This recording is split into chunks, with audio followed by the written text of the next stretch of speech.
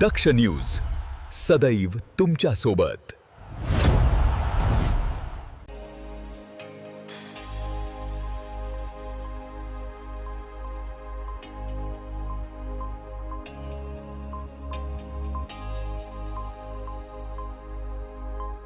शहरातील जबरी चोरीच्या गुन्ह्यांचा तपास करत असताना भद्रकाली पोलीस ठाण्याच्या गुन्हे शोध पथकाने एका सराईत आरोपीला ताब्यात घेत महत्त्वाची कामगिरी बजावली आहे।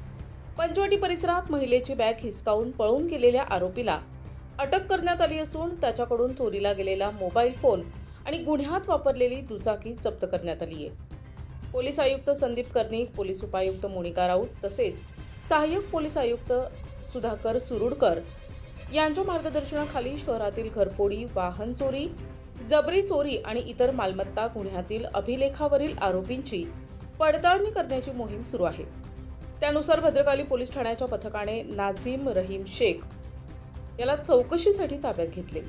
चौकशी दरम्यान भद्रकाली पोलीस ठाण्याच्या हद्दीतील कोणताही उघडकीस न आलेला गुन्हा त्याने केल्याचे निष्पन्न झाले नाही।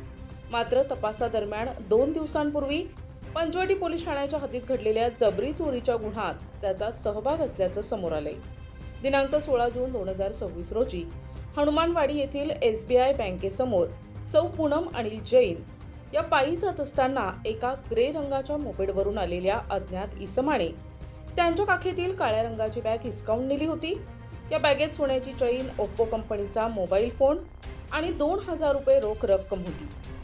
या प्रकरणी पंचवटी पोलीस ठाण्यात गुन्हा दाखल करण्यात आला होता।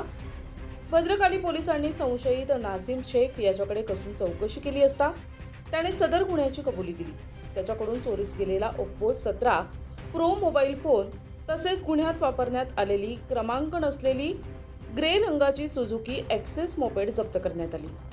त्यानंतर आरोपीसह जप्त मुद्देमाल पुढील तपासासाठी पंचवटी पोलीस ठाण्याच्या ताब्यात देण्यात आला आहे।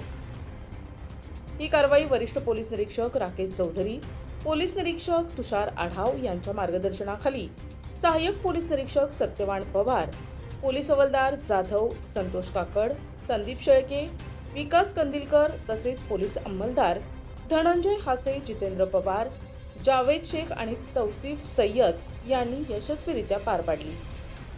प्रतिनिधी भावेश बागुल, दक्ष न्यूज, नाशिक।